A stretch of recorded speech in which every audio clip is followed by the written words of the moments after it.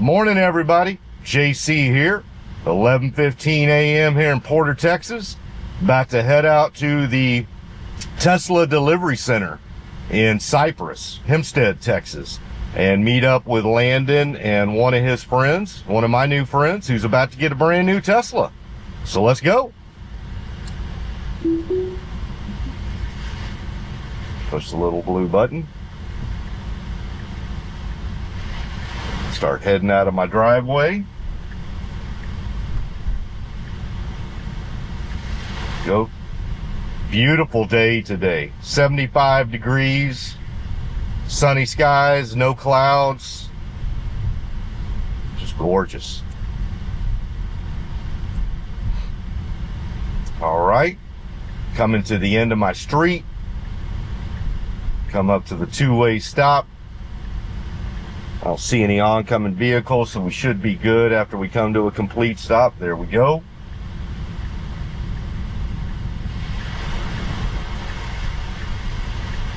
And then the stop sign at the end of my neighborhood. Make a right turn. There we go. Once we get to that 0 mile per hour stop. All right. So yeah, we're headed to the Tesla delivery center today. It's exciting. So Landon is pretty much anybody on X knows Landon. He's in our Tesla X SpaceX community, and he is traveling down to Starbase, going down to South Padre Island, Boca Chica. Right now, currently, Starship Flight 8 is scheduled for Monday evening, right around 5:30 in the late afternoon, early evening. It was scheduled for today, but that plan got scrapped and pushed, or not scrapped, it got pushed back to Monday. And so Landon is on his way down there, and he has a friend who now is a friend of mine on X as well, who is picking up a brand new Tesla today at the delivery center in Cypress, Texas area, specifically on Hempstead Highway, the big delivery center. That's definitely the biggest one in Houston. I believe it's the biggest one in the state of Texas. It's huge. So they've got I think it's noon that they're doing. So we should be good. 45 minutes, maybe a tidbit late. You just never know. We're going from the furthest northeast side of Houston all the way over to the furthest northwest side of Houston. So you never know what the traffic gods may throw at you. But always exciting to see somebody pick up a brand new Tesla. And this will be my first time at the Tesla delivery center in quite a while. I can't remember the last time. I like to go out there at least once a month just to walk the grounds, see people get new Teslas, see what new models they have, or not new, but especially with the new Model Y. But I don't believe they have the new Model Y Juniper out at this location yet, so that'll be a nice surprise if they do. They also they have not yet gotten the cybercab on display there. I know there's some locations around the country where Tesla has brought out the cybercab for display. It's obviously not in production or sale yet, but they do have it on display, and have not seen that there yet, so that would be a nice surprise. Although there's probably no surprises. If it's there, you're going to read about it on X. But being that it is one of the biggest delivery centers that Tesla has, usually this location on Hempstead Highway they eventually get all the bells and whistles. It's the location where I've picked up both of my Teslas. So this is we got something in the road right there, and we get around it. Great job. I don't know, I think that was a garbage bag, so wouldn't have been a huge deal had we run over it, but it was an object, and FSD maneuvered around it regardless of what it was. All right, we're coming up to Kingwood Drive. We have been on Woodland Hills Drive. Now we're coming up to the intersection with Kingwood Drive. We're going to take a right turn, but we have a red light, and we do have crossing traffic turning left from their direction. All right, we move up. Little bit of, not as much hesitation as yesterday, but still about a half second to a second of hesitation there. Not a big deal. All right, moving through on Kingwood Drive. Let's see what our speed selection looks like today. We're going about 42 and a 40. So this is a 40 mile per hour speed zone. We're going 44. So good speed selection.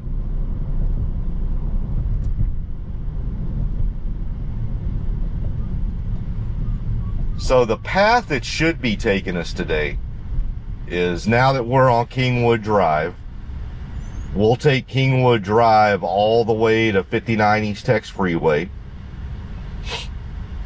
We'll get up on, we'll go underneath the bridge, take a left, and take the on-ramp to 59 Eastex Freeway going southbound towards Beltway 8. And then we will take the interchange to go westbound on Beltway 8, and we'll be there for a while. Probably about 15 miles, I believe, on the Beltway. And the Beltway is what'll take us from the northeast side of town to the northwest side of town. And then we will, I can't remember if it's 249 or 290. I believe it's 290. Yeah, I think it's maybe it's 290 that we take. And we'll go northbound, whether it's 249 or 290. Kind of switches it up from time to time depending on traffic. We'll see today. But either one of those, both of them are major thoroughfares on the northwest side of town, and we'll go northbound on one of those.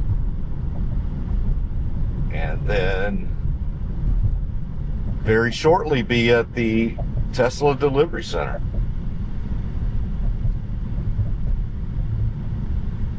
All right, we got a traffic light coming up here. Yeah, it's just gorgeous today. We've had some good weather here this week. Had a little bit of rain over the weekend and earlier this week, but man, it's just really being made up for right now. Like I say, couldn't be better than this. 72 degrees now, and just gorgeous skies with barely a cloud. Although I see one directly in front of me, but again, not that much.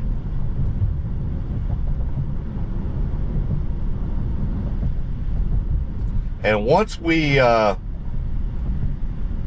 let's see, once we get out of Kingwood, get off Kingwood Drive and get up on 59 and then over to the Beltway, we'll chat about a few other things while we're on the way. But obviously want to kind of concentrate right now since we have some congestion here. All right, continuing to move on through.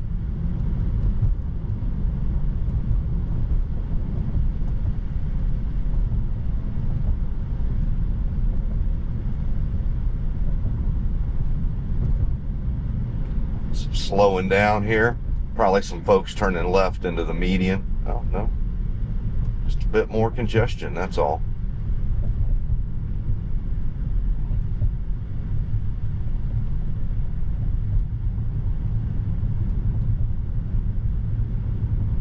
All right.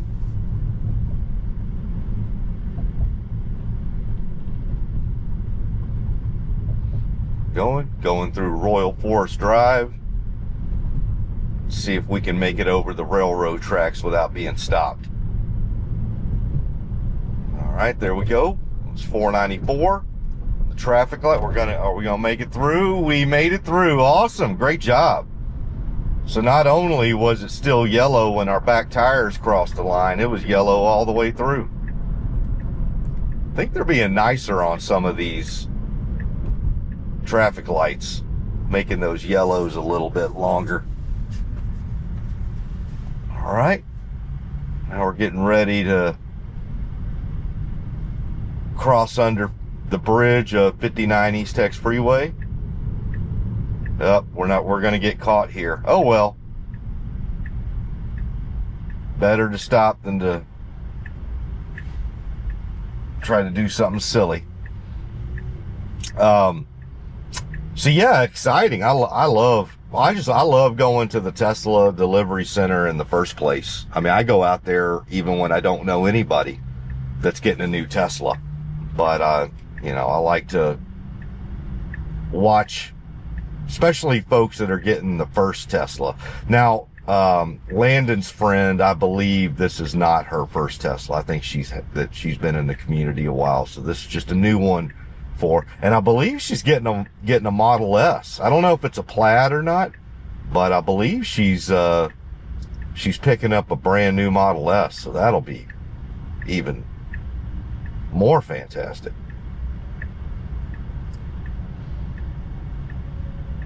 Yeah, so a lot of things going on in the Tesla universe right now. Obviously I'm mostly FSD focused. That's my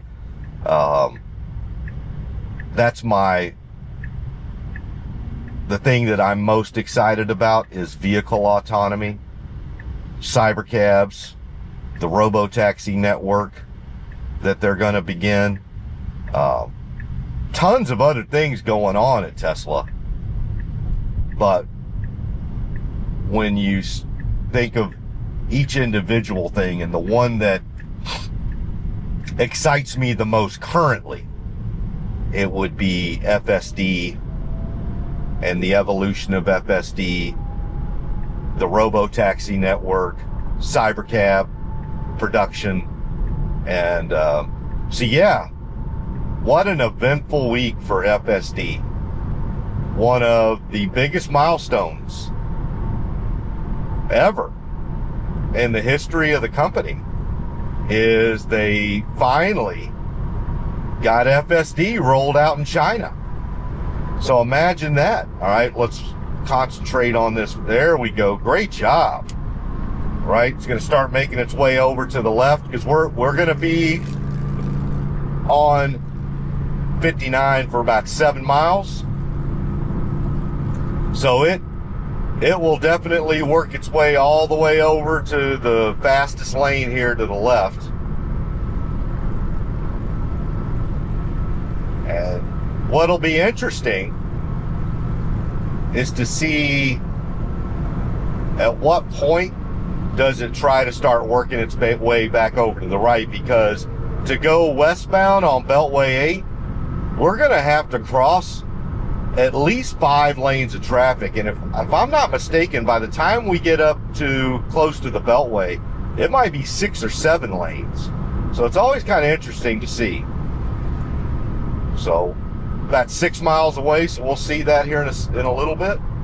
But yeah, FSD got rolled out in China this week, and it is just taking the country by storm. I'm seeing tons of posts online about how much the Chinese consumers who have FSD, how much they love it, how good it is. I think they're surprised at how good the software is there already, because quite frankly, it hasn't been able to get trained on Chinese roads and Chinese drivers as much as it has here. right? We've had years of training here. And we don't obviously have the export-import issues within the United States with, you know, NVIDIA chips, the training clusters, all the different technology that goes into that. Whereas obviously the US and China have some very significant restrictions amongst each other, between each other, on what can be shared. Obviously the US doesn't want to share our chips, and specifically like NVIDIA, but AMD as well, but the big one's in the NVIDIA. NVIDIA is the company that is designing and doing the big GPU clusters, the graphic processing unit clusters. Those are the state-of-the-art ones that the FSD neural net training cluster gets trained up on. So the US doesn't like those going cross-border, but at the same time, the Chinese government does not like any of their data going cross-border, and you need that data in order to train. I mean, the H100, or I think H200 soon, but those chips are worthless unless you have data to train them on, right? You got to have that video data. So obviously there has been an agreement reached there, and so that has been great for the Chinese consumer to be able to finally experience FSD, and they're getting the full FSD as well. I think there was some confusion amongst the community, the Tesla community, as well as a lot of media outlets, on what exactly the Chinese Tesla consumers were getting. All right, this is interesting. So we're 2 miles out, and we've gone ahead and started making our way over. I like that. There were other previous versions where it would wait till, well, let me hold my mouth there for a second. Now it's going to get back over, but that's because that straight truck got it. Now we're going to get all the way back over to the left. Okay, let's just put a pin in that. Let's concentrate on. So we are 1.5 miles out right now, and like I said, we're going to have 5, maybe 7 lanes to get over. So let's just see. All right, we're about 1 mile out. Let's see, when are we going to make our move?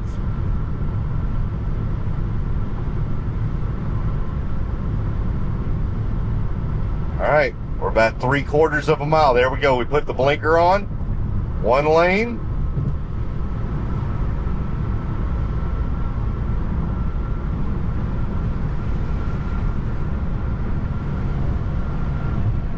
All right, made it over to the 2nd lane. Now we've made it to the 3rd lane.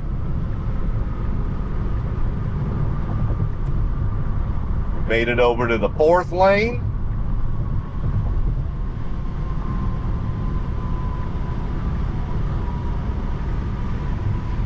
We've made it over to the 5th lane, so it's 6 lanes. We got 1 more lane we got to make.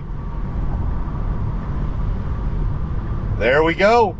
6 lanes of traffic at the 59 Eastex Freeway and Beltway 8 exchange. We made it 6 lanes of traffic in 3/4 of a mile. That's really good. That is really good. It's interesting though, the funny thing is we were about 2 miles out and it was going ahead and starting to make its move over. But probably because we're in the hurry mode and there was slower traffic moving in front of us, it just decided to get back over to the left and get around them and then make the move again, 3/4 of a mile out. But it did it, and it did it with room to spare too. That wasn't like a last minute thing. I mean, we were fine the whole way. So that was great. So yeah, getting back to FSD. So that was obviously the biggest happening this week with Tesla FSD. Let's see. Make our way over here. We're probably going to get all the way over to the left. Let's see what we do here. Speeding up. There we go. Getting all the way over to the left. All right. And we will be here on the Beltway for about 18 miles, 17 miles now. And it is 290. So we'll take this all the way towards 290 and we'll go west. Honestly, it's really more like northwest on 290, but so again, yeah, we got about 17 miles here. So yeah, that was obviously the biggest news, that it rolled out in China. They're loving it. And I'm telling you, I presuppose that the take rate on FSD in China is just going to go through the roof, especially with the Model Y Juniper being sold there now as well. So they've already started to deliver the brand new Model Y Junipers in China. And man, they are just flying out of there. I mean, China loves Tesla. Let's just be blunt. Make no mistake about it. Just call balls and strikes. Tesla is beloved in China. They're loved by the consumer. They're looked at. The Chinese consumer loves EVs. They're very technology forward. They like new technology. And as I mentioned in a previous video, probably a month or so ago, is the Chinese consumer does not have the cultural restrictions. I shouldn't say restrictions, but the cultural impediments that the American consumer does, right? Because they aren't hindered by 100+ years of history with the internal combustion engine. I mean, the internal combustion engine it's Americana, right? And depending on it, it's going to be a different type of internal combustion engine depending on where you stand in the United States of America. But make no mistake about it, wherever you stand, that car is part of our culture. So here in my great state of Texas, look at what we're behind. We're behind a Chevy Silverado and GMC Yukon to my right. And I guarantee you, somewhere around me, it's got to be around me somewhere, because it's the most voluminous vehicle in the state. But there's a Ford F-150 somewhere around me. I guarantee it. Well, there's a Ford Expedition right over there. So what I'm saying is big trucks, big SUVs, definitely in the state of Texas, but I would tell you pretty much all over the United States, that is our culture. Our culture is big trucks, SUVs, minivans. That's interesting. So there's two Chevy Silverados back to back, and I haven't seen a Ford F-150 yet. I've seen a Ford Expedition. But for it being the #1 selling vehicle in the state of Texas, to not see one yet, interesting. Maybe because I brought it up, it doesn't want to poke its head. But that's the culture. And you know, you go elsewhere in the United States, I mean, if you're not driving, you know, no, let's just be blunt. Our EV take rate here is 9%. Like, it's nothing. Like, I know there's certain states around the country, like California and maybe along the Pacific West Coast, where that number is higher. But even there, it's like in the low 20s, right? And so you go to China, where it's 50+% of people are buying EV. They love them. They love new technology. And they're just not saddled with the historical and cultural saddlebags that we have with the internal combustion engine. It doesn't have the same cultural connotations. And then you add that on top of that, that their car market is 3 times the size of ours, or maybe more, right? Because we have really downsized our market. We used to be the largest car market in the world, like far and away. And now, the last time I checked the numbers, basically 14 to 15 million vehicles get sold every year in the United States of America. But you go to China, and that's about 40 million. So it's far and away, not even close. Like, we're second place. and we have to pull out a telescope now to see China, to see first place. All right, we're going to do some merging here. Let's see how we do. All right, we're moving on up. All right, we're going to need to be cognizant of this. There we go. There we go. Great job. Excellent job. Excellent. Let me give them a wave. Yeah, it is just doing such a good job with merging now.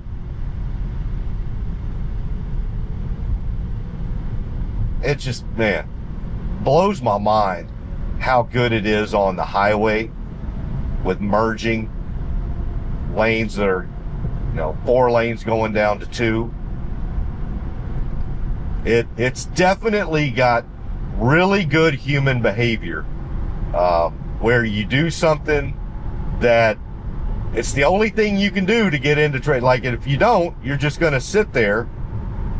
And believe me, there were some previous versions of FSD where it was so timid, so scared, we would have just sat there until somebody was nice enough to, and that's just, that was, man, that's just next level.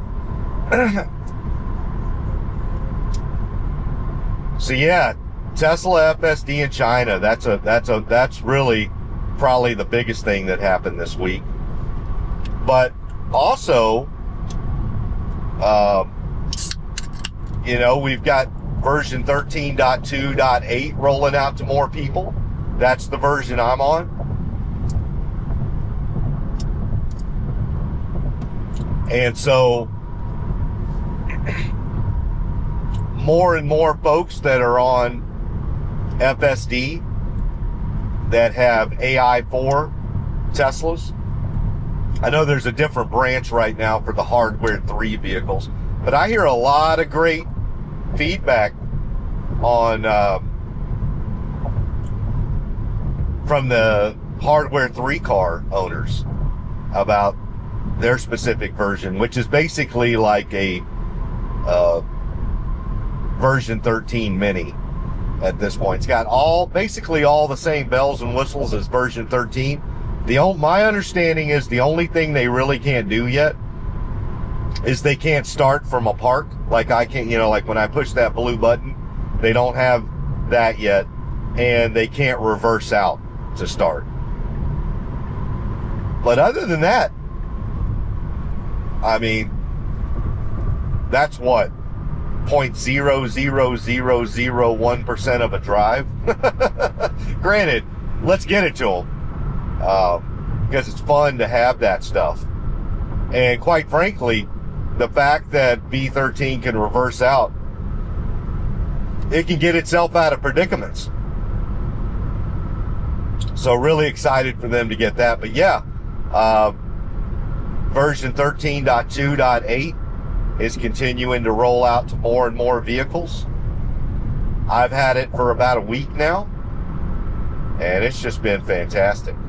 Absolutely fantastic.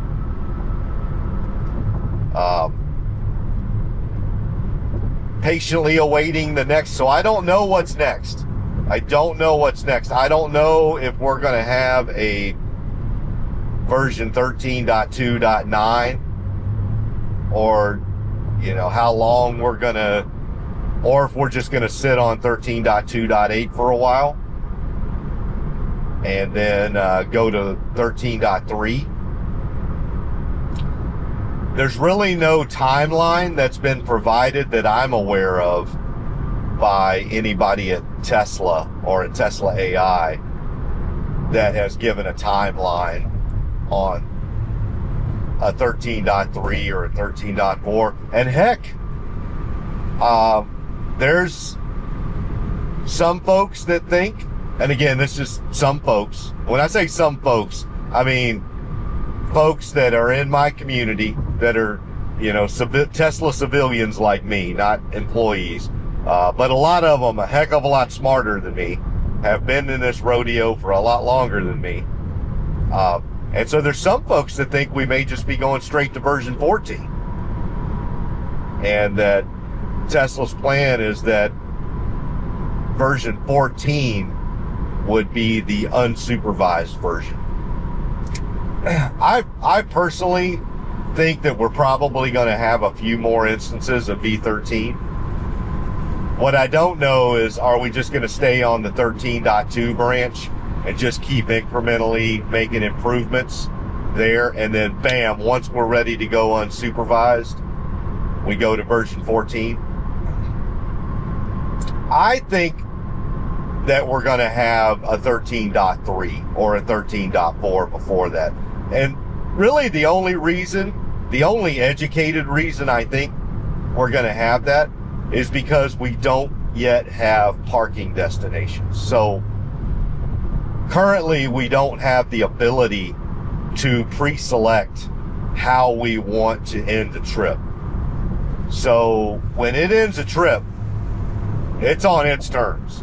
It may park you, but it may drop you off, or it may parallel park you, or it may reverse park you in perfectly. It's just kind of up to the software. And so it currently does not have any sort of functionality where you can pre-select before you even start the trip of where you want it to park you and how you want it to park you. And that's not really an unsupervised thing, right? That's still in a supervised world. So my personal opinion, in my humble opinion, IMHO, is that we're probably going to have at least one more big release on version 13 that's going to bring in that parking functionality. And then once we have that, essentially we're soup to nuts at that point. We're still in a supervised world, but you're parking spot to parking spot. We're already parking lot to parking lot, but then you would be parking spot to parking spot. And really at that point, it's just getting it incrementally a little bit better every week, with training data. Just growing that cluster, those clusters, I should say. And picking that spot where Tesla AI and the folks that manage all that are not only technologically comfortable taking it into an unsupervised world and how that gets rolled out. But then there's obviously the legal liability part of it. So some of it's not technological. Some of it is truly risk management. Like, are we even allowed in certain states to take on the legal liability and take it away from the person that is the driver, the passenger? Obviously, we know there's states that already exists, because wherever Waymo is, obviously you can. So we obviously know in the states of California, Arizona, Texas, and Georgia, that's a done deal. Because if it weren't, then Waymo couldn't roll out in LA, San Francisco, Phoenix, Austin, or Atlanta. So there's 4 states I know of for sure. And those are big populations. So even if we could only roll it out in Texas, Arizona, California, and Georgia, that's a pretty damn good start. And guess what's going to happen? If the other states were like, their insurance lobbies were throwing a fit, well, all your friends and neighbors in those 46 other states are going to see everybody taking, driverless robotaxis around Houston, Dallas, Austin, all around Arizona, all around California, all around Georgia, and let's just be blunt, Florida I mean, it's going to happen in Florida too. So let me go ahead and add that state in. I don't even need to know what they're sure that it's going to happen in Florida. Even if the rules don't allow it, somebody's going to do it in Florida. That's just Florida. And they're going to be like, what are you yahoos doing? How is it they get to do it? And they're the vast majority of the country, right? Just think about it. Those 5 states are very populous states. So Texas and California and Florida, well, Texas and California are the 2 biggest states. I can't remember between New York and Florida who's number 3 now. But Florida is obviously a big old state. So yeah, that'll be interesting. So me personally, going back to the technological side of it, that's what I think is going to happen, is that they are going to have at least one more version of version 13 to bring in the parking functionality. And then once we have that, and we have parking spot to parking spot, and they're just incrementally getting a little bit better at those things that it's still, like, we all know what those things are. It's basically school zones and school buses and emergency vehicles. So those truly edge case type of things that you can't hard code, that you have to be completely vision based, because you can't hard code. I mean, there's no fixed sign for school buses. They just stop. They just show up, right? So we all know that there's still some things we need to fix around that, but doesn't mean we still wouldn't be parking spot to parking spot. We just got to keep training up, and at a certain point, then they can start rolling out unsupervised.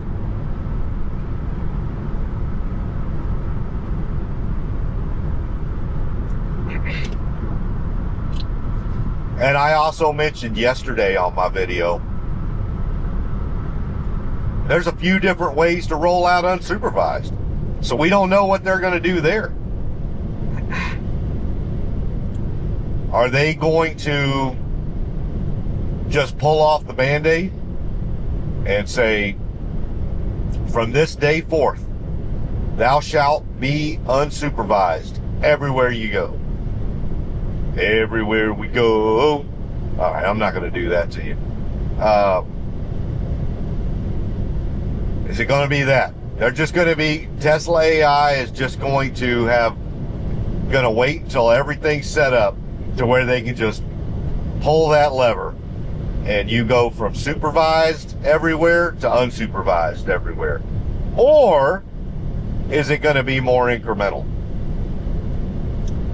Do we start out with, all right, you are going to mainly be supervised still, but in this particular scenario, when you're, for example, on a highway, in a normal scenario, not a lot of road construction, you're not going through a big city center with a lot of interchanges. You're just out on the open highway going 65 miles per hour plus. And like I said, there's none of these impediments to you. It's just clear sailing. You can be unsupervised.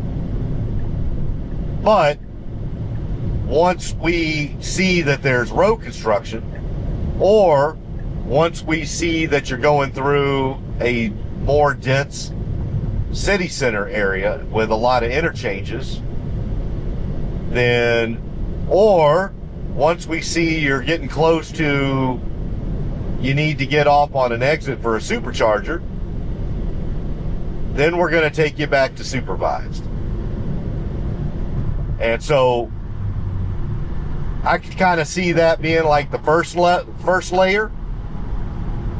And then as the technology just gets better and better, you add on another layer. All right, so we gave you highways. Guess what? We're pretty doggone good with taking you through city centers now. So we're going to go ahead and add that in too. So now when you're going through Dallas, Fort Worth, we're no longer going to make you have to supervise again.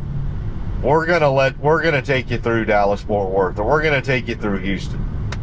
Unless there's a lot of road construction going on. So, psych, we told you we were going to take you through Dallas, Fort Worth, but wake your ass up. Because there's so much road construction, we're going to keep you up. So, but if you happen to go through a city center where there isn't a lot of road construction, we're going to let you stay in unsupervised. So there's that second layer. And then that third layer is, hey, you know what? We're obviously really confident about highways now, but you know, some of these cities just aren't that dense. And even the dense ones, we're getting pretty doggone good at them. And so guess what? We're just going to go ahead and, you know, we're going to go ahead and give you the ability to be unsupervised in, you know, this environment. We're pretty comfortable with this particular area you have, even though it's a city center, even though there's some congestion, even though it's dense, we're good. But if we sense any road construction, if we sense any, you know, interesting things going on, school zones, stuff like that, we're gonna wake your happy butt back up and tell you that you need to supervise. So I can see all that. And just keep adding layers or peeling away layers, whichever way you want to look at it. So, yeah, I don't know. I just don't know. It'd be interesting. That's my personal opinion, is that they'll do it incrementally. The only caveat to all that is, and I mentioned this in yesterday's video, is, man, that's just not Elon style. Elon is not an incremental dude. Elon is like, when it's ready to go, go. If it's not ready to go, don't go. Right? You don't incrementally do a Starship launch. You just decide, we're ready to go, and we're taking the, you know, is there a chance that we won't catch the booster? Yeah, there is. Is there a chance that the Starship may actually blow up? There is. But we're going to learn something from it. So let's go. You know, he's just, you know, and that's kind of the way his leadership team is as well. You know, these are hardcore people. These engineers, these guys and gals at Tesla, I mean, these are not wallflowers. These folks, and they don't get enough credit. That's one thing I want to say too, is that, and I'm not going to get into the obvious stuff that's going on right now, because like I said before, this is not a political channel. I am here about vehicle autonomy. I'm here about saving lives, making sure that we can end one day the bloodbath that takes place on our roads of the 45,000 deaths that happen from vehicle deaths. That's what I'm here for. I'm here for the technology. Do I personally, you know, just leave it at, I love Tesla and I love everything about it. But I also want to say that one thing that everybody is so focused on Elon at Tesla, they forget that, you know, he hires the best and the brightest. His folks do not get enough credit. I mean, we have the safest vehicle on the planet, bar none. Safest vehicle on the planet. This car saves lives every day. Go on X, go on YouTube, go whatever you, don't believe the mainstream media when it comes to Tesla. If you want to check, go check the actual NHTSA National Highway Traffic and Safety Administration, their statistics on Tesla, it is far and away the safest vehicle on the planet. And the reason why is because of those hard-working guys and gals that are working their butts off, those engineers, those folks that work the line, day in and day out, 16-hour plus days, for us to try to save lives. And now I hate the fact that some of them are getting besmirched, right? And here they are. They're like, as a Marine, I feel their pain. Because I know what it's like to be willing to give your life for another human being, and knowing that human being may hate you for it and may call you bad names just because they don't know otherwise, or they've been taught to do that. But you know what? You pick up your M16 and you blow a kiss to them and say, you know what? That's why I'm even more proud that I got on those little yellow footprints and took an oath to the Constitution of the United States. And I've sworn an oath to defend you, because you have the right to say these things about me. And that makes me even more proud of being a Marine. Well, I would tell all the good folks at Tesla, you ought to feel the same way. You're doing the exact same thing. You're not picking up an M16. You're picking up, you know, a screwdriver. Well, it's not a screwdriver, but you know what you're picking up better than I do. All right, we pulled into Tesla. Gosh, I don't even know if there's any parking spots around here. It is jam-packed here today. It is just jam-packed. Yeah, I'm going to have to go reroute. Well, we got some folks coming out of the parking lot here. Yeah, I picked a spot over here because I thought it would be away, but no, sir. So let's see what it's going to do here. Yeah, there are no spots to park. So let's end the trip and let's see. How about someplace down in here? Let's see if it'll. I hope it can. Let's see. Going back behind Tesla right now. Obviously slowing down. Man, look at these beautiful Teslas. Brand new. Model S, Model Y, Model 3, Model Y.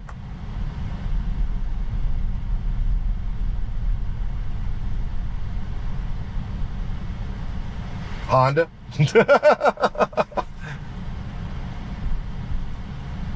Acura.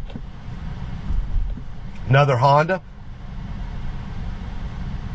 I love looking at these brand new Teslas just right out of the delivery center, all nice and shiny. All right, let's see. We're going, we're gonna need to turn out of here pretty soon.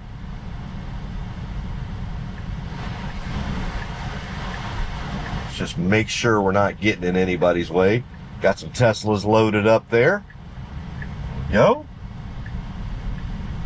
Let's get, good Lord, it is jam-packed here. It is just jam-packed. All right, let's keep going.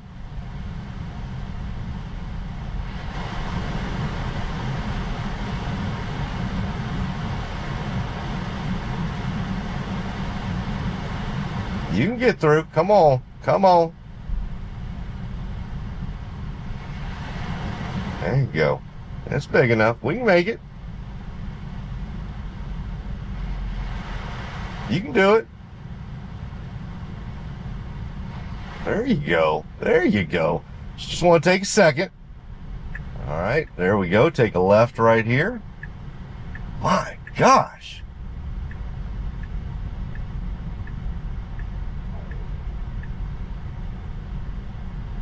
I mean, what in the world?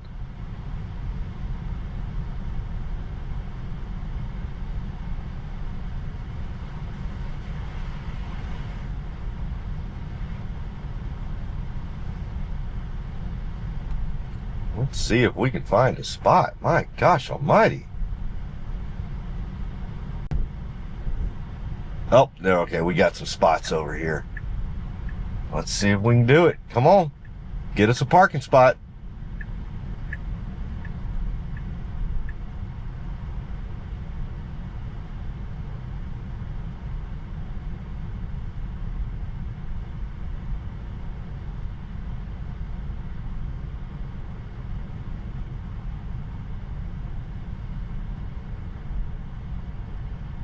What you gonna do? No, it's just gonna give up. That's all right. That's okay.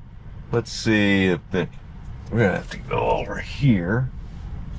How about right there? There we go.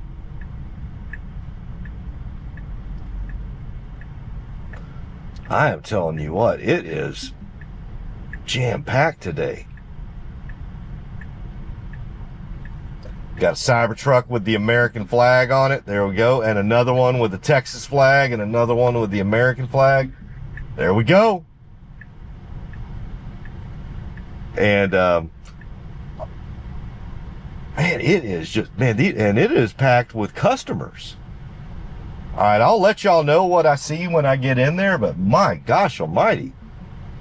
Busy Friday. All right, everybody, I am parked. It wasn't able to, but it did a great job coming back around. Just could not find a parking spot, so I did the Autopark. All right, I'm going to go catch up with Landon, and I will talk to y'all later. Bye. All right, everybody, back in the Tesla. About to go over to Pappadeaux Seafood Kitchen to meet up with Landon and one of his friends over there. So let's go. Push the little blue button. Start pulling out of the parking lot here at the Tesla Delivery Center. Let's see how we do here. Got some oncoming traffic on the feeder, so we got to wait a little bit.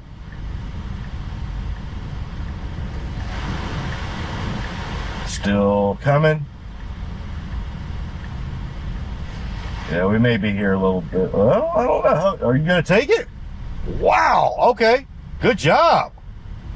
Man, that was some confidence right there. That was awesome. I don't know if you're going to be able to get over, though. Can you get over? Let's go. One more. Got to go. Great job. Wow.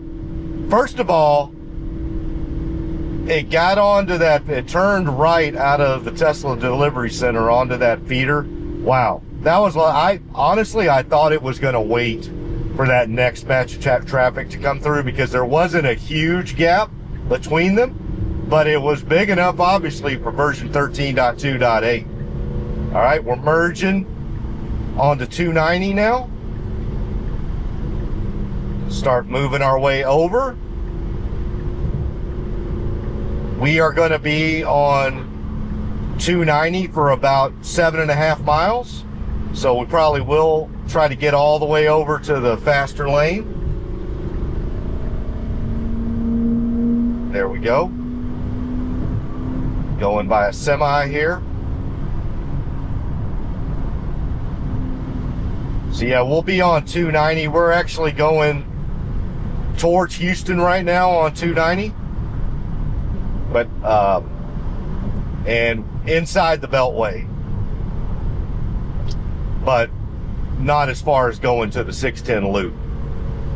So just beyond the Beltway. Right? Now we're moving over. Yeah, so it was great. Got there a few minutes late, unfortunately, but man, Tesla's so quick with their delivery. They're just like, go, go, go. And yeah, and Landon's friend, this is definitely not her first rodeo. She's owned several Teslas before, so unlike many of us, that first Tesla we end up sitting in the delivery bay for an hour playing around with everything, asking questions. She did not need that, and she got a Model S. Man, it was just gorgeous, or it is gorgeous. Black, new, sleek. Man, that Model S, I'm telling you, you know, anytime that you think that Tesla ought to just focus on the high volume vehicles, come on guys, you know, there's so few Model S's and X's. Just focus on the 3 and the Y and the cybercab and the Cybertruck, and you know. But then you see a brand new Model S. There's no way you can say that after you see one of those. They're just so gorgeous.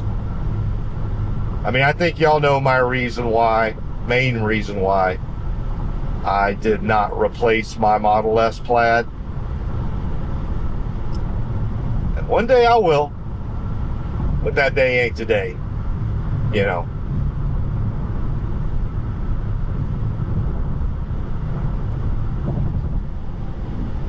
That day ain't today. Give it some time. All right. We're about 4 miles out now from our exit. Tell it's a bit more congested here. So we are going underneath the Beltway. So we're right at the intersection of 290 and Beltway 8. Going eastbound, or southeast, I should say. The 290 is an east-west highway, but here in Houston, it really kind of almost goes more north-south.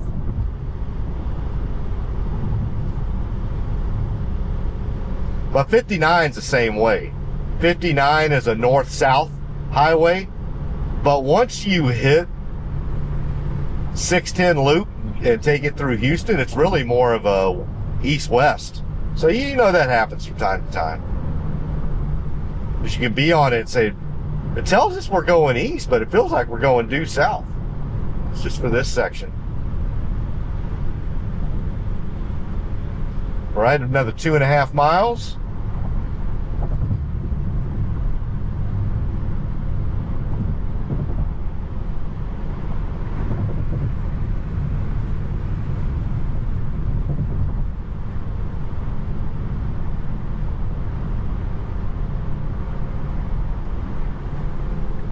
All right, it's putting on the blinker. Got that minivan right next to us. Thankfully, they stayed in their lane.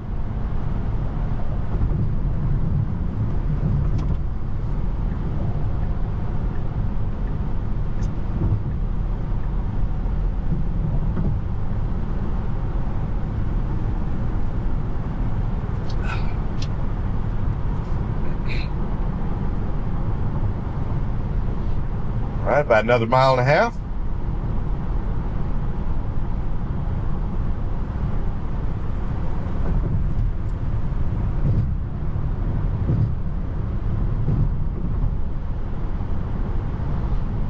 Yeah, so I am going to Pappadeaux Seafood Kitchens. Any of y'all that have ever been to Texas, Pappadeaux is a really good seafood chain. It's a chain, but man, it's really good quality. And it's basically like a Cajun kitchen. So a lot of Cajun type seafood dishes.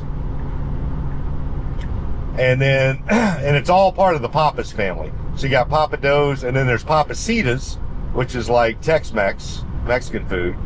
And then there's Pappas Barbecue. And that's good too. So all of the Pappas and then there's Pappas Steakhouse. So all of the the Pappas are a family here in Houston. Or it's a family-run enterprise, I should say. But, all right, we're getting off on our exit here at Pinemont. And we're going to need to do a U-turn underneath 290. Riding the feeder. There you go. Get over another lane because we don't want to get back up on 290. Got about another 1/2 mile to the U-turn. So yeah, I'm meeting Landon and his friend, the husband of the young lady who just got her new Model S. And we're just gonna meet up for lunch, catch up, talk about stuff going on, see how Landon's journey is going down to Starbase.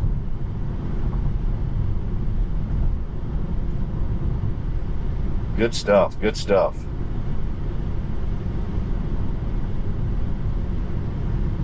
right, we're coming up to our U-turn here.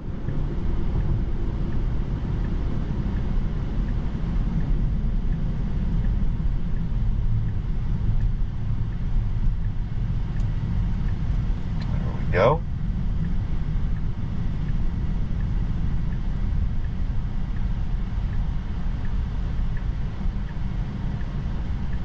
All right. Wait for traffic. They obviously have the right of way on the feeder road, so we're just waiting here. And then we'll be on the feeder for about 3/4 of a mile till we get to Pappadeaux.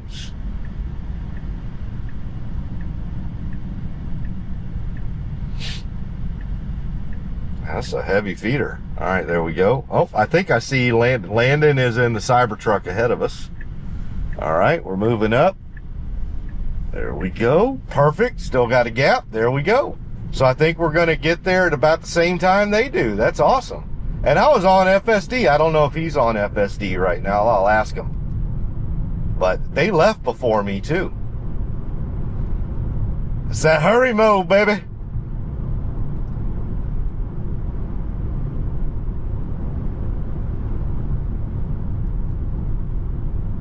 All right, we got some more traffic coming onto the feeder from the right side.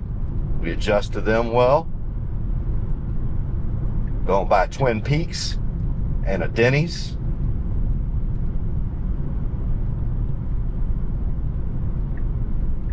All right, put that right blinker on. The juicy crab. I don't want any juicy crabs right now. I don't want crabs ever. A Logan's Roadhouse. Fuddruckers, man, that's a blast from the past. And there's Pappadeaux right there, but the Pappadeaux is right next door. So you got a Pappadeaux right here, and then a Pappadeaux right there. All right, you see Landon Cybertruck up there turning in. We're gonna do the same thing. Let's see how, let's see.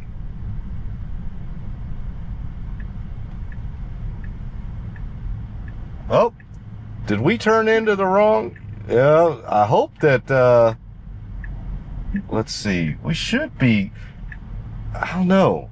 I don't even know if this is the parking spot, but it's doing a great parking job. Let me see what the,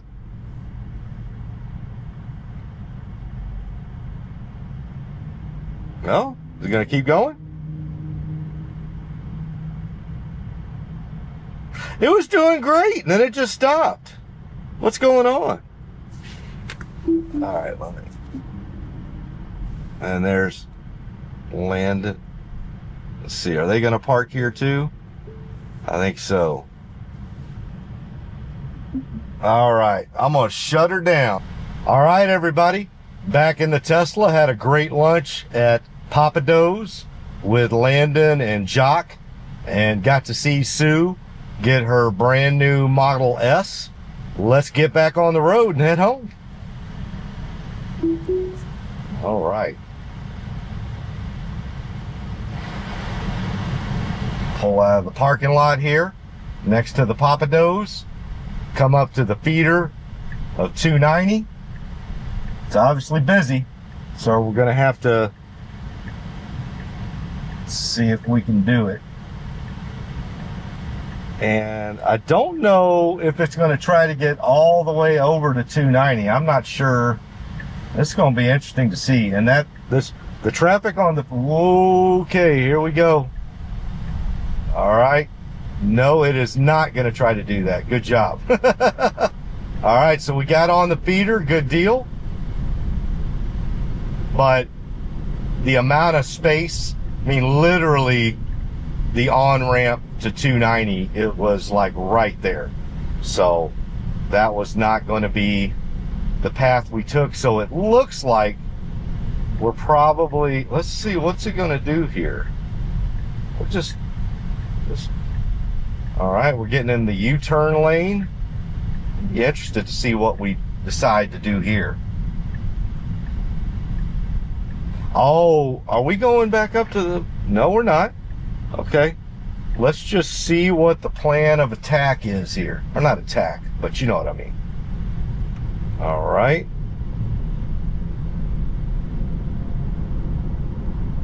Let me just, forgive me, I just want to look. Ah, okay. That's why FSD can be so much better. Just give yourself to the technology. All right, we're getting up on 290. That's right. So we're not going westbound. That would have been going westbound, which is north towards the Beltway. Instead, what it's going to do is go 290 east to 610. All right. Great job. Sip of mine. Merge here.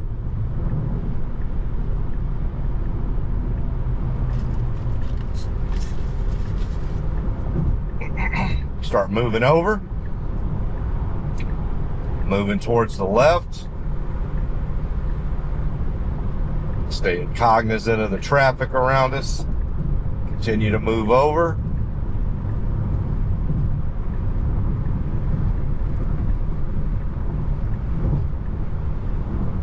There we go. And we got about 2.5 miles till we get to the loop 610.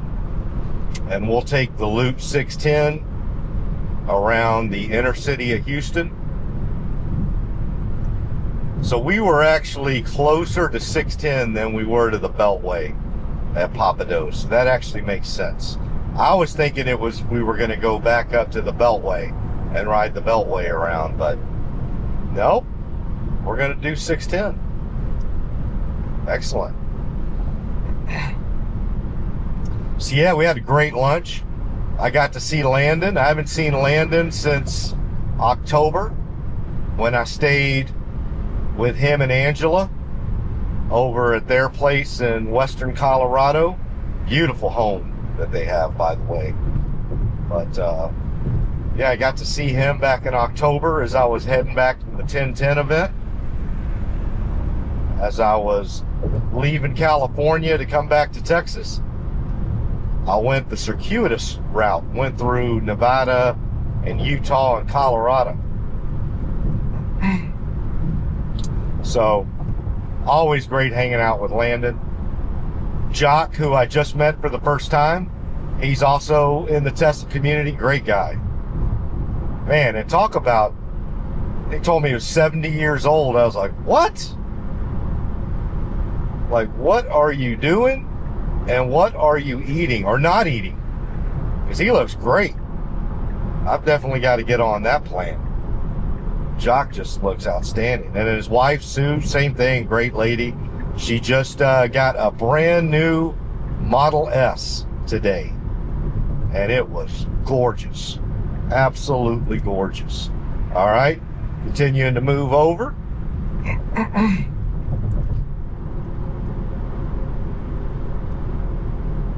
Right. So Landon I think they're heading back to Bastrop. That was interesting. I asked that, they live in Bastrop. I was like, so is it, I've always grown up calling it Bastrop. And sounds like I've been mispronouncing it all these years. It's Bastrop. So either way, I think everybody knows we're part of that greater Central Texas, Austin area. Beautiful area. And of course, basically, Bastrop is the de facto headquarters for Musk Inc. Lots of things going on there. Boring Company. X has got a place there. Obviously, a lot of Tesla stuff. Neuralink. Something tells me a lot of big plans for Bastrop. Or Bastrop, I'm sorry. I'll stop using my Southeast Texas accent on how to pronounce Central Texas towns. But yeah, had a great lunch. Caught up. Landon will be on his way down to Starbase soon. So hopefully they keep the Monday afternoon launch. And I am trying to figure out if there's a way that I myself can get on down there for the 8th launch. I mean, I get it. I'm only 6 hours. I mean, 6 hours is still 6 hours. So, a lot of travel time. And trying to coordinate that with other stuff. But still, I really, and especially as a retiree now, as a retired dude, I don't have much excuse for not getting down there for just about every launch. So I probably ought to try to give it the old college try.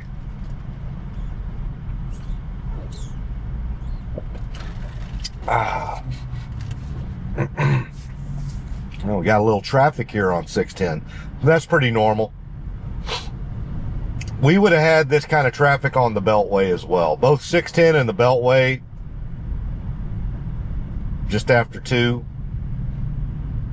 you're going to have traffic like this. It's moving though. And we won't be on 610 too long.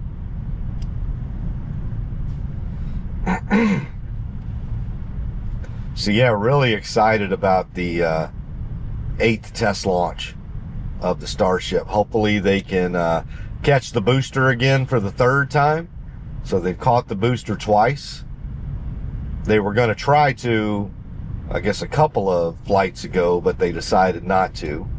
They didn't have everything lined up perfectly. But then they did this last time.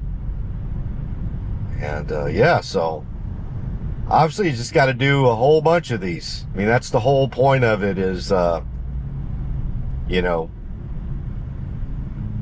they're going to have to do hundreds of these Starship flights in order to do what we ultimately want to do, which is reach Mars.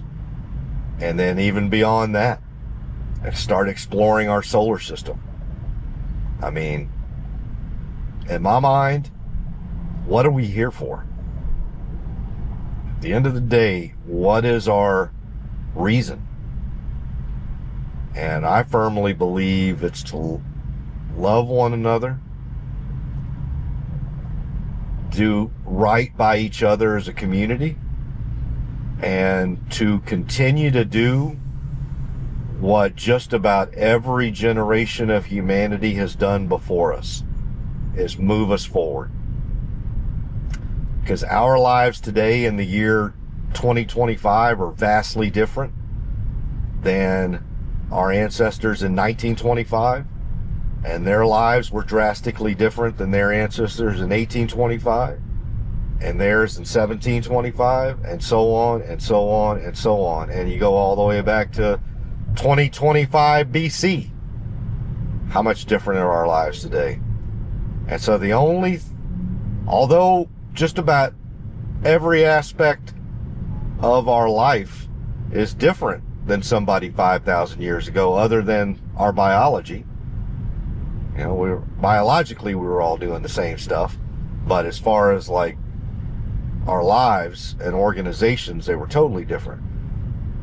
But the thing that bonds us, other than biology, is that they kept pushing forward. They kept saying, what's outside the cave? And I am 101% behind continuing to see what's beyond this planet. Get back to the moon. Go to Mars. Explore our own solar system. And then eventually beyond that. It's all about progressing.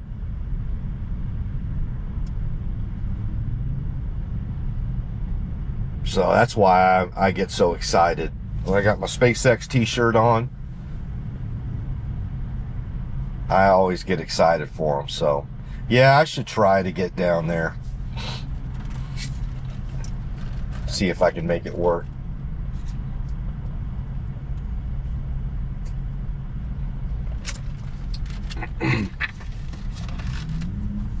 Yeah, so before we got to the Tesla delivery center, we were talking about, you know, new things in the Tesla universe. And I'd started off talking about FSD, and that obviously the single biggest thing that's happened here recently is FSD in China, and expect to see that just really the take rate just skyrocket there. I really hope it gets to the EU soon. So as excited as I am for the Chinese to finally be able to experience Tesla FSD, and I am really, really excited. There is a part of me that's just like, how in the world do we live in an environment where the Chinese government allows for full self-driving and the EU doesn't? I just don't. And I am not picking on any, that's not even picking, it's just a decision, right? It's a decision that the EU has made to slow roll it. And I just really, really hope, for the sake of all my friends that are European and live in Europe, on YouTube as well as X, and quite frankly, a lot of my YouTube family, a lot of my commenters and subscribers from YouTube, they're all from Europe. You know, Germany, Netherlands, Sweden, UK, Italy, Spain. In fact, I would say probably the most active subscribers I have on YouTube in my comment section are Europeans. They are chomping at the bit to get FSD. So I don't know what it is we need to do. And I'm talking to the EU, I'm talking to Tesla, I'm talking to all parties involved who have any sort of power over this. Get FSD to Europe. Just do it. I mean, it's embarrassing. It should be embarrassing to the EU that as we speak right now, as I'm sitting here talking to you into a GoPro in my Tesla down by the river on FSD, that there's thousands of young Chinese and old Chinese doing the exact same thing in Beijing and Shanghai and all in tier 1, tier 2, and tier 3 cities in China. They didn't confine it to the eastern seaboard. It is essentially, if you buy a Tesla in the country of China, you have access to full FSD. And the fact that you can't do that in London, Brussels, Stockholm, Stavanger, Norway, Oslo, Barcelona, Rota, Malaga, Spain, Lisbon, Portugal, Paris, Gay Paris, France. Where else? I'm just naming it. You can't even do it in Berlin. They literally make Teslas in Germany, and they can't drive them with FSD. Come on, EU. Come on. It's ridiculous. It's embarrassing. So it goes to show Tesla's doing what they can. They got it into China. If you're telling me Tesla can get through all the hoops in China to get it on their roads, that tells me this is more to do with the EU and that leadership than anything else. It really does. It's like they have to call a meeting to talk about setting a meeting, and at that meeting they're going to talk about a committee that they need to set up, and that's going to need another meeting, and then that committee is going to need 18 subcommittees, and there's going to need to be a meeting to figure out how those 18 subcommittees are formed, and one of those subcommittees will talk about FSD, but they'll only talk about it. It's just like, come on. Get it to your people. Get it to your constituents. They're ready for it. They want it. And I'm telling you, nothing is driving them more crazy right now than seeing videos of Chinese people riding around in their Teslas on full FSD. I'm telling you, you're gonna, EU, you need to do something quick. You really do. Because those videos are coming in fast and furious, and they look really good. So, like, I think my understanding from them, directly from them, is that FSD is handling Chinese roads better than even the biggest Tesla bull could have envisioned. I think we all thought that there were going to be probably some issues that we don't have here in North America. But lo and behold, they're not. It's doing great. They're saying it's far and away the best autonomous technology in China now. And it just rolled out this week. So, I don't know why you're holding it up, EU. I mean, I'm hoping it's principles based and not politically motivated, because that would suck if it was politically motivated. Because the only people you're hurting are your own people. I mean, you're not slowing down FSD. It's in China, one of the most populous countries on earth. And like I said, the take rate is just going to start going through the roof now with all these videos coming out. And so the only folks you are hurting, you're not hurting Tesla, you're not hurting the big guy, you're hurting your own people who own Teslas and want to use it. So do something. And don't just do something, approve it. Get it going. Let Europeans use FSD.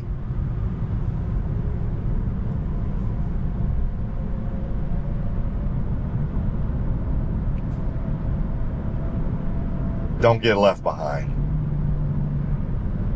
That's the thing, is it's such a dichotomy of the Europeans, my friends on X and on YouTube that I talk to, and just how amazing they are and how tech forward they are. And they're obviously just brilliant people, smart. Like I said, I've got people from Sweden and Norway and the UK, Spain and Portugal and Italy. And man, they just, all their comments are great. And some of them know a hell of a lot more about Tesla and FSD than I even do. And I use it every day. They're just so smart. And they love their Teslas. Don't get me wrong, they definitely have some differences of opinion with the big guy. And that's fine. But at the end of the day, they love their Teslas, they love the technology, they're tech forward, and they just want to use FSD. They want to push it forward in Europe. But for as smart and as awesome are the people of Europe, man, the leadership, be careful here. This is YouTube.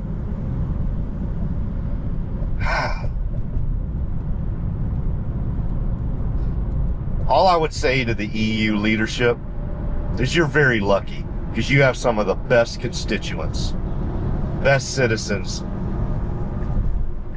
any organization could ever have, any conglomerate of countries could ever have. You've got all the ingredients a lot of countries would just die to have. The amount of talent you have within your borders, and you're not using any of it. It's such a dichotomy. And that's what I tell people here in the States. Do not paint Europeans with the brush of their leaders. Because I have not seen such a gap, a gorge of knowledge between the two. And maybe knowledge isn't even the right word.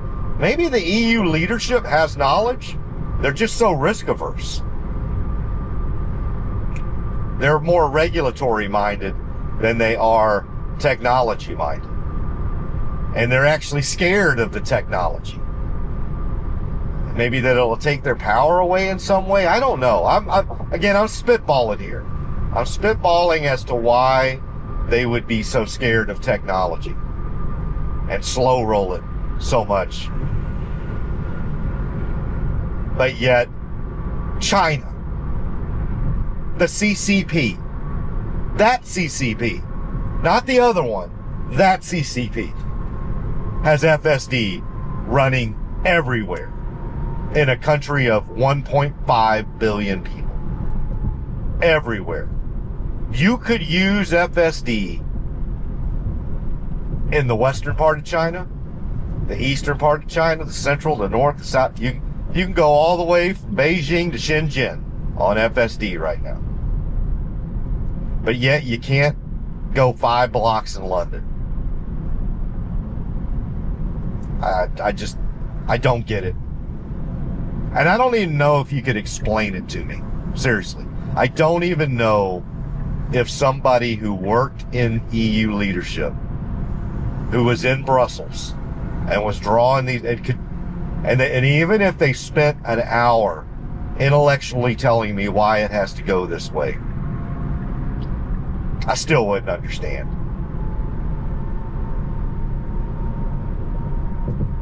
That was a great move. Got all the way across 610 right there. Now we're getting on 59. Yeah, it did a great job. No, I wasn't narrating it. I was talking about the EU and FSD. But that was more important than how well FSD did getting across all of 610 to get over to 59.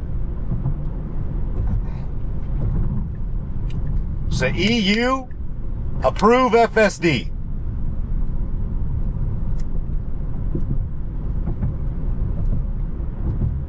Those are my final statements. And I think I maintained a healthy level of self-preservation as I spoke about the EU. Because obviously they operate much differently than our governmental institutions are allowed to operate here in America. So I don't want to get any of my European friends in trouble. All right, we're on 59, Eastex Freeway going northbound. Making our way over to the left. Oh, we got a little slowdown coming up here. There we go. Put those brakes on. Great job. Maintain a gap between us and that Volvo. Speaking of Sweden, one of the most storied vehicle manufacturers ever, Volvo, out of Sweden.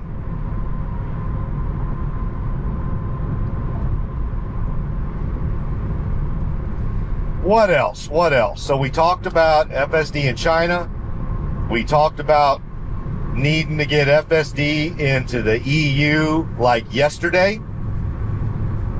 We talked about supervised versus unsupervised.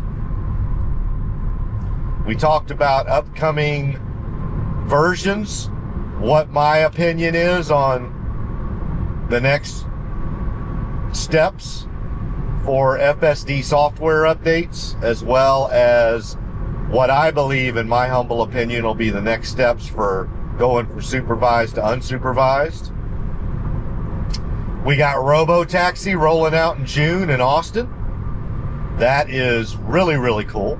One other thing I've noted that we've noticed here in the last week, actually I guess it's, when did I first see? It's probably been about 8 or 9 days ago, but definitely within the last week.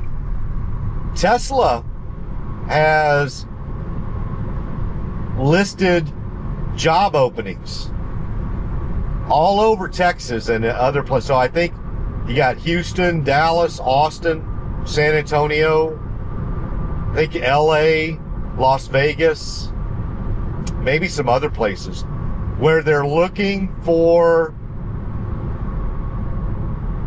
folks to use FSD in some special Tesla vehicles. I'm gonna assume that's like, you know, helping push along cybercabs, helping push us to version 14 eventually. And so that was pretty cool to see a bunch of job openings for that. So I'm sure they just got a ton of applications on that. And so hopefully we hear soon, because that should be something that they're able to hire up fairly quickly. I mean, we're not talking about people working on an assembly line or manufacturing units. It's of course you got to do your due diligence, but basically we're talking about people that are willing and able to really, really push this technology forward. FSD technology, I should say. So that'll be interesting. So yeah, that just happened this week. And so like I said, I don't know exactly how many people they're looking to hire, but it was clear that they're looking to hire them in all the places where you would highly likely roll out a robotaxi service first. So again, I noticed it was Austin, Dallas, Houston, Los Angeles, Las Vegas. I think Phoenix was in there too. I bet you Atlanta was in there. I have to go back and look at those cities, but that's exciting. When I saw that, I was like, oh, it's getting real. It's getting real. It is getting real.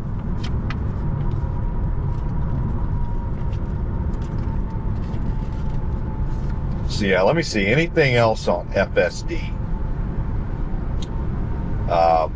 Yeah, we don't have, we're on 13.2.8 right now. So no indication yet that any newer version is coming out anytime soon. We haven't heard about employees getting any new version. And I've told y'all before, usually what the timeline has been is we'll first hear that, hey, certain employees at Tesla have just gotten a new version of FSD and they're trying it out this weekend or the next few days. And usually what'll happen is after about 2 or 3 days of certain internal employees at Tesla having it, then the OGs, the early access guys, will get it.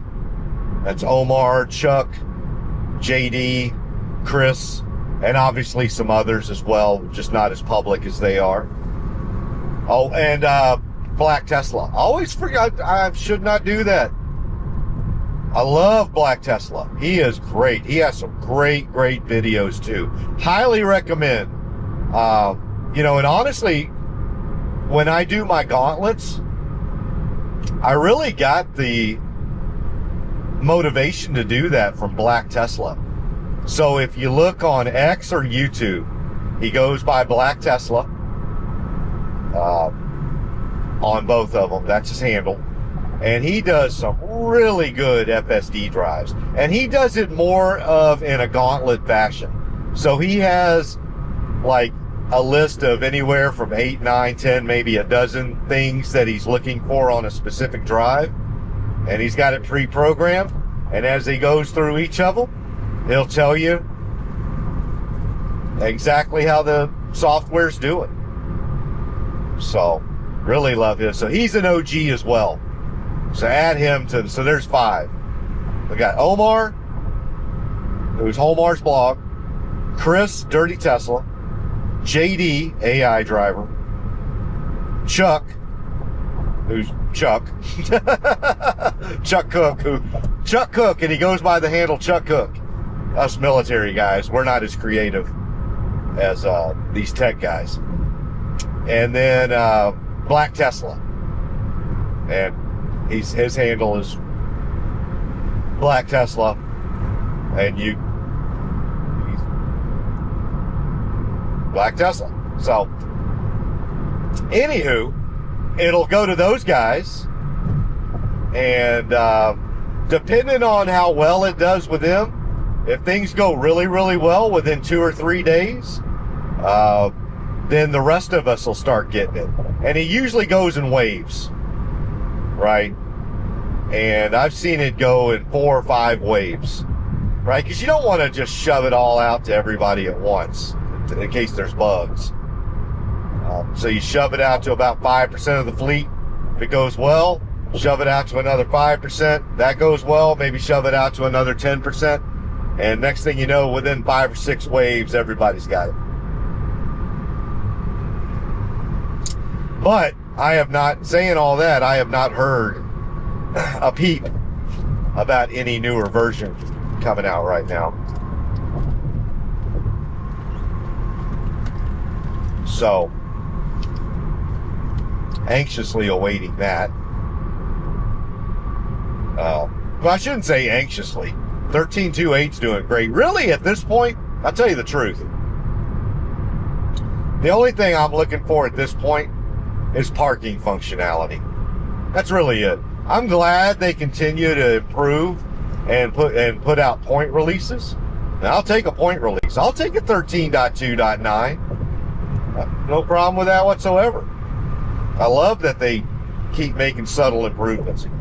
But what I'm really, the next big thing I'm waiting on is parking functionality, as well as unsupervised. But obviously, I think we'll get parking functionality before we get unsupervised.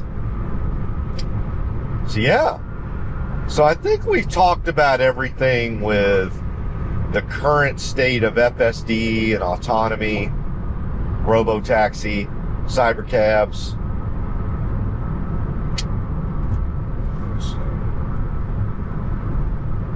Yeah. Oh, one other thing. FSD licensing. So, nothing definitive yet. But we have heard that Tesla is in discussions with a number of OEMs. We have no clue who. We have no clue how far along they are. So it could be just meeting over lunch to jaw jack, see if they might be interested, all the way to, they could be a week away from signing a deal. Who knows? But we do know that they have been talking to some OEMs about licensing Tesla FSD. And so that could be, that could be as big as Ford, GM, Stellantis. It could be some of the Japanese car makers, like Honda, Nissan. That Honda and Nissan were in talks to merge, and that all fell apart. And so I know they're looking for some lifelines right now, especially Nissan. Both Honda and Nissan, they're going through some tough times right now. Well, all car makers are going through some tough times, but Honda and Nissan are going through something special.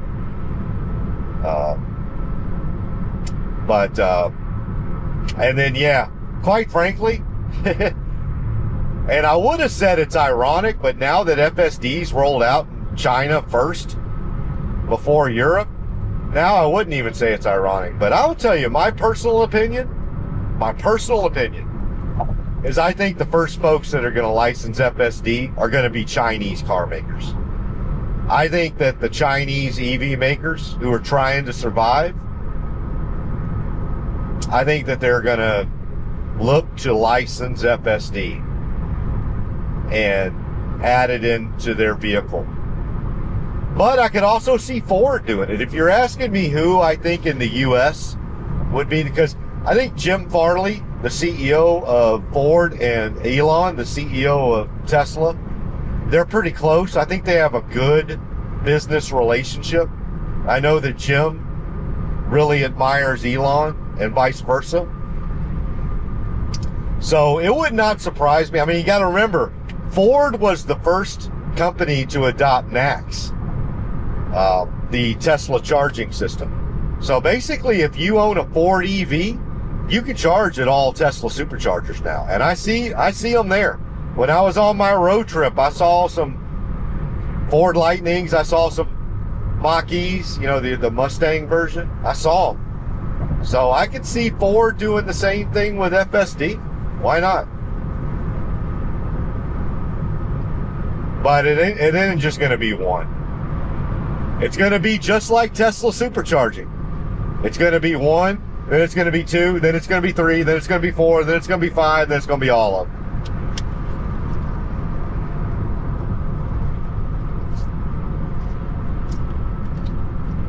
So yeah, nothing definitive to say there,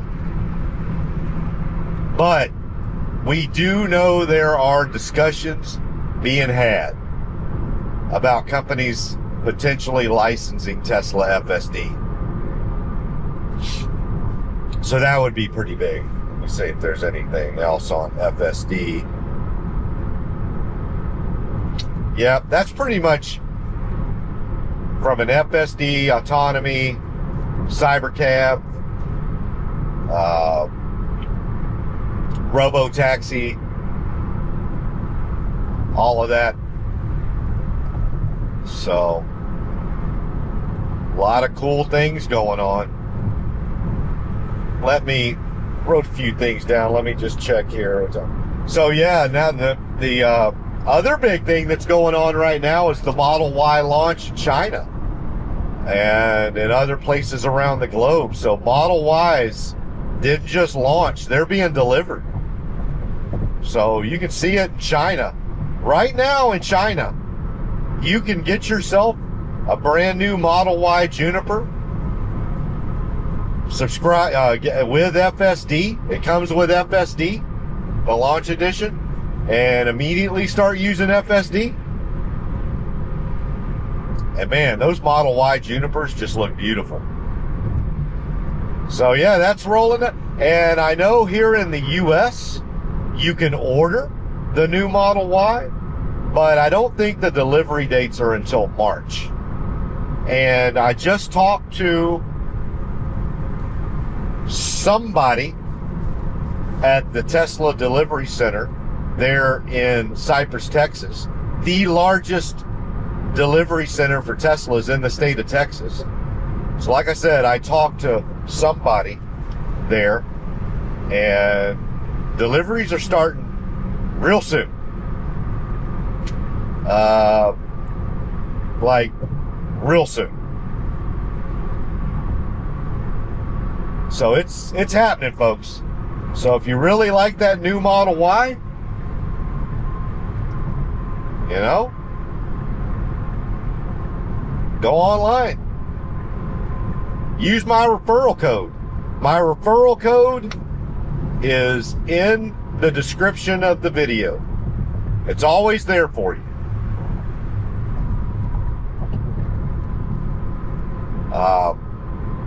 So yeah, I'll be really excited to see the Model Y start getting delivered here in the US. And I'm gonna tell you what, if China is any barometer, those things are just gonna go like hotcakes. I mean, it's nuts right now in China. Just nuts. Those Model Ys are just flying out of those delivery centers.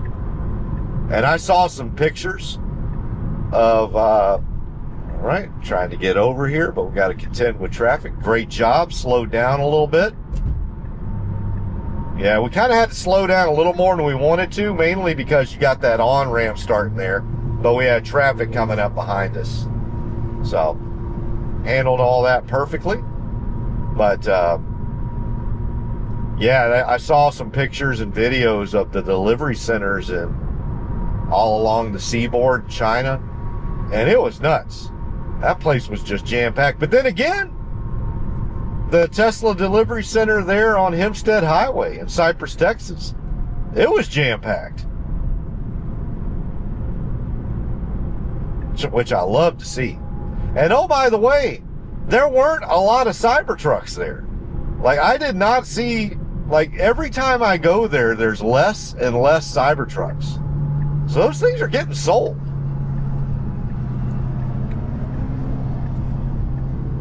And believe me, there are more Cybertrucks that get delivered out of that delivery center than any other delivery center in this area. Far and away. All right, let's see what we're going to... Oh, we're going to do Memorial, East Memorial Drive this time. So I bet you we're going to have more traffic to contend with on 494 this go around. All right, moving through.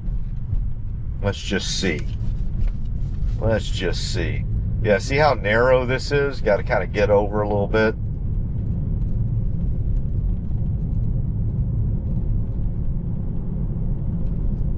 Now, let's just pay attention up here. Of course, we're going to have some traffic in front of us. So we'll have to wait on all of them. What is... Not sure what he was veering for. I didn't see anything in the road. All right. Got our left blinker on, but as you can see, we are going to have... We've got 3 vehicles in front of us, so we can wait on them.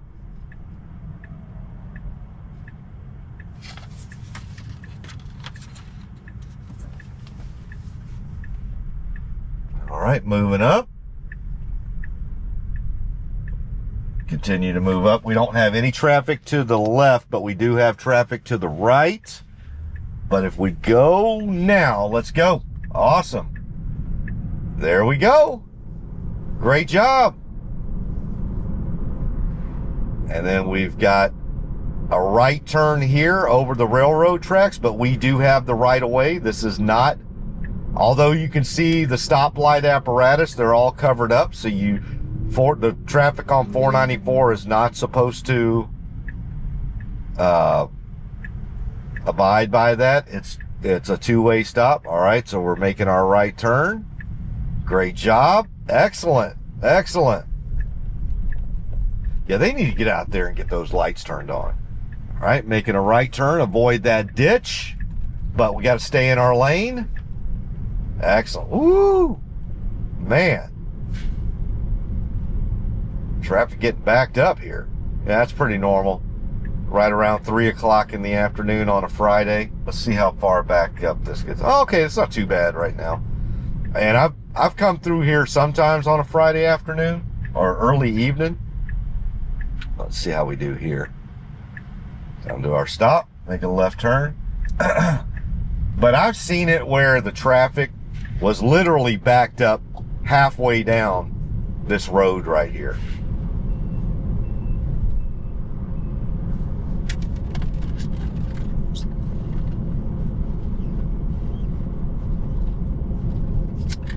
Something in the road, we avoid it, and we then avoid that. Well, it avoided 2 things back to back.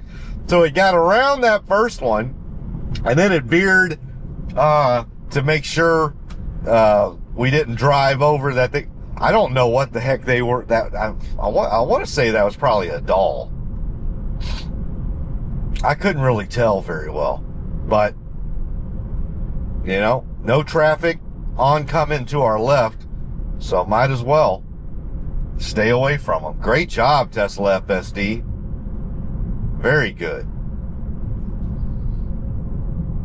Now, the one thing, as we're talking about nuance improvements, I would like to see, as good as Tesla FSD has gotten with objects, foreign objects in the road, and it's gotten really good at that. I would say on 13.2.8, for me personally, it's almost at 100% when it comes to object detection, like avoiding foreign objects in the road. What it's still kind of hit or miss on, though, is potholes.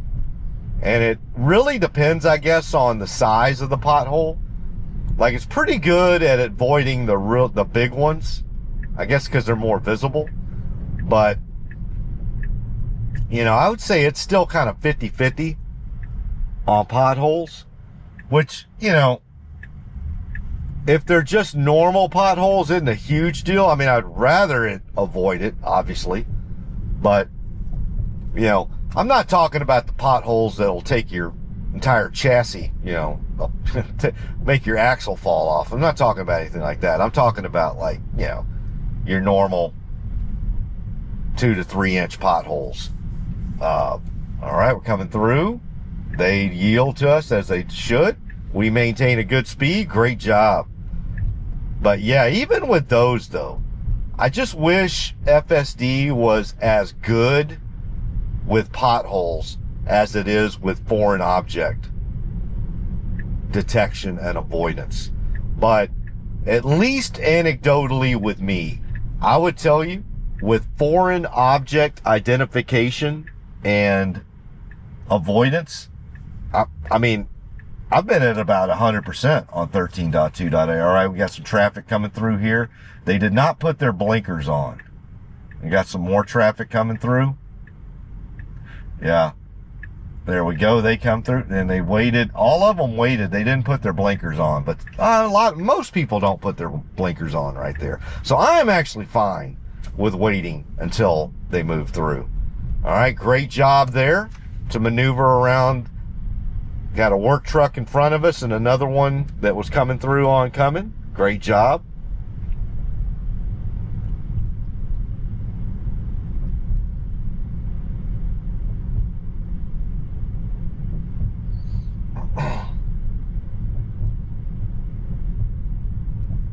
Now we are going pretty slow through here. This is a 30 mile per hour zone and we are going 24 right now. So it is kind of interesting, and I wonder if it's because there's a park right there. You know, you see the sidewalk where a lot of people walk, and obviously a sidewalk here. It's in a neighborhood, but yeah, I'm curious about that because it did that on previous versions as well. It wouldn't go over 25 through here, even though the speed limit is technically 30, as you can see with the speed limit sign up there. All right, we're making a left into my street.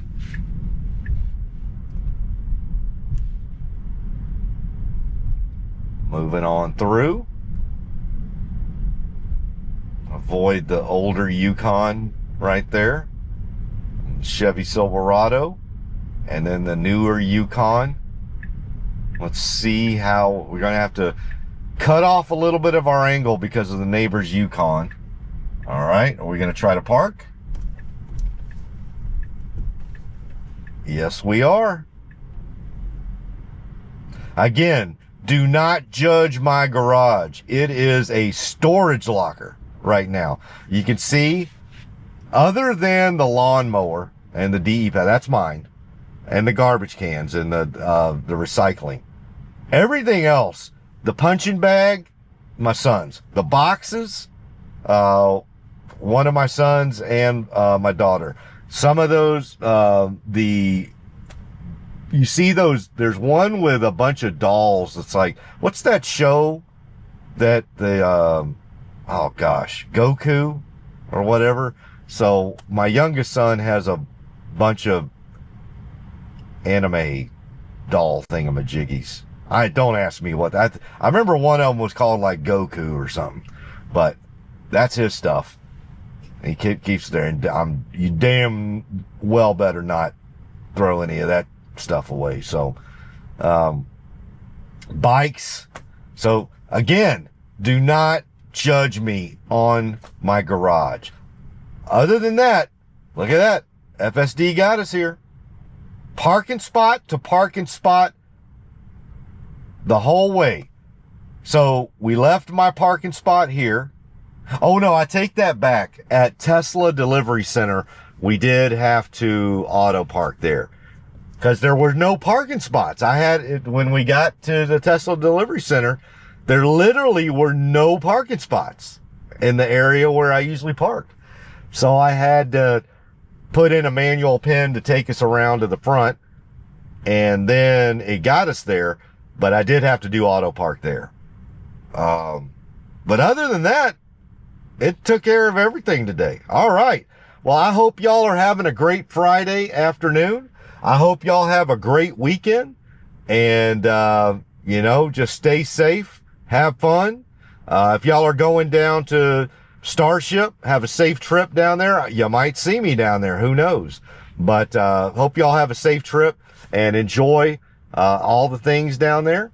And otherwise, I just hope y'all have a fantastic weekend, and I will talk to all of y'all again very soon. All right, bye-bye, everybody.